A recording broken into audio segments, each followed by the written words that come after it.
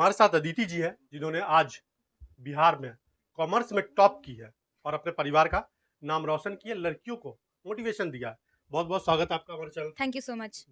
Top करने के लिए आपने कितने घंटे पढ़ाई की? सबसे पहले तो मैं ये बताना चाहती हूँ कि अगर लगातार आप एक टेबल पर बैठ करके 3 से 4 घंटे आप किसी सब्जेक्ट को देते हैं, तो वो आपको रियलिस्टिक टाइम टेबल नहीं कहा जा सकता है। मैं स्कैटर्ड फॉर्म में टाइम टेबल फ़ॉलो करती थी। अगर मुझे कल कुछ पढ़ना है, तो मैं आज ही अपना माइंड में मैं टाइम टेबल बना लेती थी कि और मैं कोशिश करती थी कि सभी सब्जेक्ट को मैं इक्वल इम्पोर्टेंस दे सकूँ। हाँ, और बात रहा कि अगर स्कैटर्ड फॉर्म में किस तरह से, तो 1 घंटा अगर मैंने किसी सब्जेक्ट को दिया, कोई अगर हार्ड सब्जेक्ट लग रहा है, तो उसको 2 घंटा, उसमें उसके बीच मैंने ब्रेक लिया, जैसे 15 मिनट, 20 मिनट, आधे घंटे का ब्रेक, और ये सारे मिला करके मेरे टोटल हो जाते थे करीबन 7 से 8 घंटे। और अगर बात रहा स्ट्रैटेजी का, तो स्ट्रैटेजी ये रही थी कि जो 10th जब कंप्लीट हुई मेरी 10th, मेरे 10th में 92% आए थे, और वहाँ पर भी मेरा कुछ सपना था कि मुझे कुछ रैंक लाना था, लेकिन कुछ मार्क्स से छूट गए थे। तो इस बार मैंने वो सपना पूरा कर दिया, और उसी टाइम से मैं सोच रही थी कि इस बार 12th में कुछ ना कुछ रैंक ज़रूर लाना है, और मेहनत उसी टाइम स्टार्ट कर दी थी। 10th जैसे ही कंप्लीट हुआ, मैंने 11th का प्रिपरेशन स्टार्ट कर दिया। सिलेबस को जल्दी से जल्दी कंप्लीट किया, क्योंकि 11th is the base of the success. तो 11th को मैंने बेस को बहुत मजबूत बनाया। जैसे ही सिलेबस कंप्लीट हुआ, वैसे ही मैंने रिवीजन को स्टार्ट कर दिया। रिवीजन का कोई आप काउंट मत कीजिए, रिवीजन को आप काउंटलेस रखिए। आप रिवीजन बताया जाता है कि 3-4 रिवीजन, आपसे जितने पॉसिबल रिवीजन्स हैं वो रिवीजन्स करिए। और बात रहा क्लास 11th से 12th के बीच का गैप का, उस समय मैं 12th के सिलेबस को कवर अप करती थी। और जैसे ही जैसे स्कूल अगर खुला, तो स्कूल में जैसे पढ़ाई अगर होती थी, तो पहले से मुझे किसी टॉपिक के बारे में पता है और वो टॉपिक स्कूल में पढ़ाया जा रहा है, तो आपको एक सेंस ऑफ सेटिस्फैक्शन मिलता है। आपको समझ में आता है कि आपने वो ऑलरेडी पढ़ा हुआ है, आपका पढ़ा हुआ चीज आपको पढ़ाया जा रहा है, तो एक तरह से वो आपके लिए रिवीजन होता है। और जैसा रिवीजन स्कूल में होता है, और हालांकि मेरे स्कूल में जिस तरह से पढ़ाया जाता था, डाउट्स बनते नहीं थे। जब अगर डाउट्स कभी बनते थे, तो मैं क्लास में ही, क्लास के बाद टीचर्स से पूछ लेती थी, डाउट्स को क्लियर कर लेती थी। और अगर थोड़े बहुत डाउट्स अगर बच भी जाते थे, तो यूट्यूब, गूगल या चैट जीपीटी से अपने डाउट क्लियर कर लेती थी। और बात रहा सब्जेक्ट्स का, तो मेरे 6 सब्जेक्ट्स थे: accountancy, economics, business studies, Hindi, English, और एडिशनल में मैंने कंप्यूटर साइंस लिया था। कठिन आपका सब्जेक्ट कौन सा रहा और कैसे आपने उसे हैंडल किया? जैसा कि मैं बताना चाहूँगी, मैंने हैंडल कैसे किया कठिन सब्जेक्ट को। मेरे भैया ने कौन मुझे सा था सब्जेक्ट हाँ, आपका? मेरे भैया ने मुझे बताया था, जो भी आपका टफेस्ट और जो हार्डेस्ट सब्जेक्ट आपको जो लगता है, उसको आपको फेवरेट सब्जेक्ट आपको बनाना है, वीकेस्ट पॉइंट को आपको फेवरेट सब्जेक्ट बनाना है। मेरे भैया ने बताया था कि अकाउंटेंसी जो सब्जेक्ट होता है, मैक्सिमम स्टूडेंट्स वो उनका वीकेस्ट सब्जेक्ट होता है। तो मैं आपको क्या फील ट्राई हुआ, क्या लगा कि आपको कौन सा सब्जेक्ट आपको कठिन लगा? मैंने सारे सब्जेक्ट को इक्वल इंपॉर्टेंस दिया है। इकोनॉमिक्स, अकाउंटेंसी और बिजनेस स्टडीज, जो आमतौर पे जिसको मतलब मेन सब्जेक्ट है, क्योंकि ये आमतौर पे मैक्सिमम स्टूडेंट को इसी में सब्जेक्ट में प्रॉब्लम आता है, तो वीकेस्ट सब्जेक्ट को आप फेवरेट सब्जेक्ट बनाइए। अकाउंटेंसी हार्डेस्ट सब्जेक्ट होता है, लेकिन मेरे लिए ज्यादा हार्ड नहीं था, क्योंकि मैं स्टार्टिंग से ही प्रिपरेशन स्टार्ट कर दिया था मैंने, और मैं इन सभी सब्जेक्ट को अपना फेवरेट सब्जेक्ट बना लिया था मैंने। आपने आर्ट्स साइंस छोड़ करके कॉमर्स ही क्यों चुना? बहुत ज़्यादा स्ट्रीम, साइंस और आर्ट्स बहुत हाइप स्ट्रीम है। बहुत सारे पेरेंट्स बोलते हैं कि वो अपने बच्चे को डॉक्टर बनाना चाहते हैं, इंजीनियर, आईएएस बनाना, अच्छी बात है। लेकिन मेरा इंटरेस्ट फाइनेंस, बिजनेस और इकोनॉमिक्स में था, इकोनॉमी को समझने में था। देश दुनिया में किस तरह से फाइनेंस काम करता है, किस तरह से एक बिजनेसमैन, एक एंटरप्रेन्योर काम करता है, मुझे उसमें इंटरेस्ट था। तो इसीलिए मैंने कॉमर्स लिया, और मुझे चार्टर्ड अकाउंटेंट बनना है और अपना फर्म सेटअप करना है। आपके मम्मी पापा ने कभी बताया कि आपको क्या बनाना है, चाहते हो? मेरे मम्मी पापा हमेशा इस सपोर्ट में थे कि मतलब मुझे जो करना है मैं वो करूं। अगर मैं साइंस लेना चाहती थी, तो वो उसमें भी सपोर्टिव रहते, आर्ट्स के लिए उसमें भी सपोर्टिव रहते, कॉमर्स लिया तो उसमें भी फुल सपोर्ट रहा है इनका।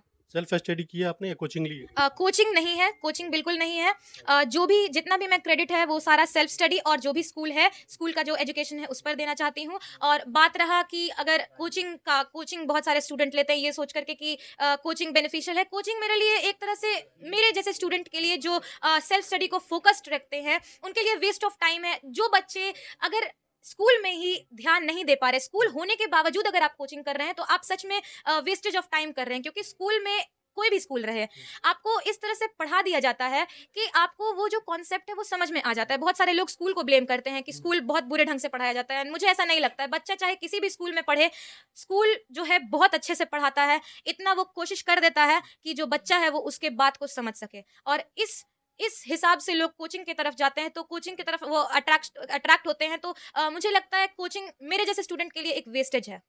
एग्जाम से पहले रिवीजन कैसे की? एग्जाम से पहले रिवीजन मैंने जैसा बताया, मैं नोट्स बनाती थी।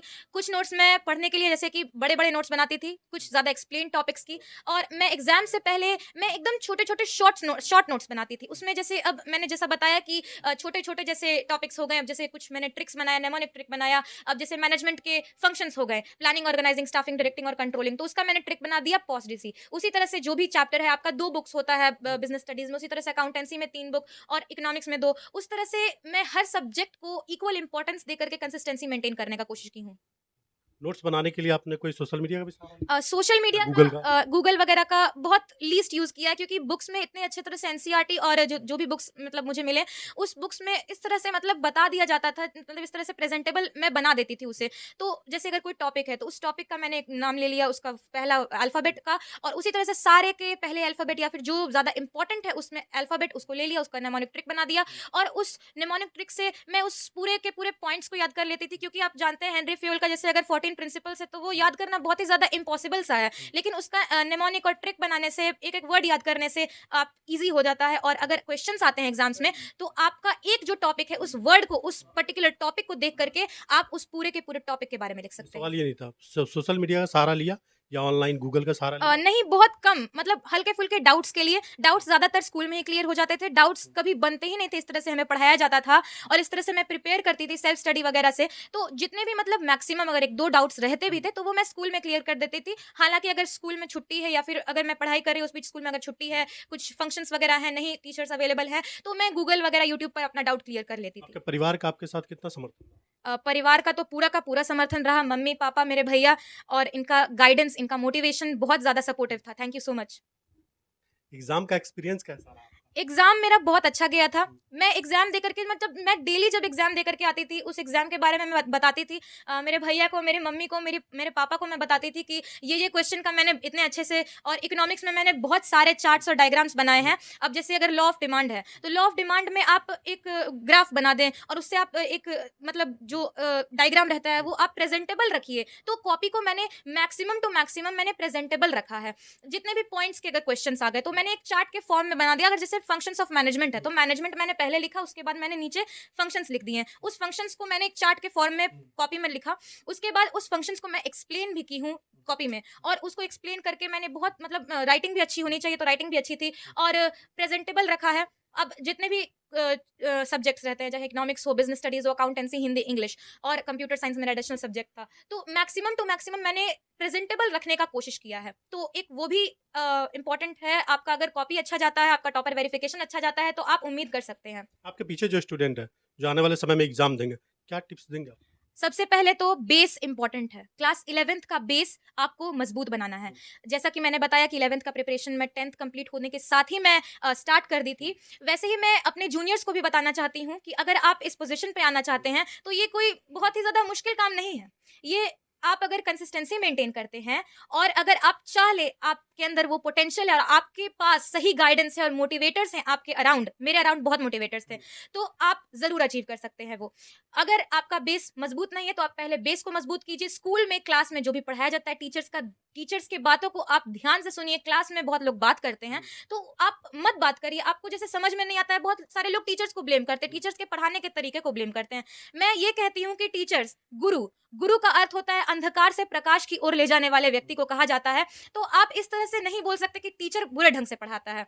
मेरा ये मानना है कि कहीं भी कोई भी स्कूल हो, चाहे वो प्राइवेट स्कूल हो, चाहे वो सरकारी स्कूल हो, टीचर्स पूरी तरह से मेहनत करता है, अपने पूरे मतलब पूरा स्ट्रेंथ लगा देता है अपने बच्चों को पढ़ाने में।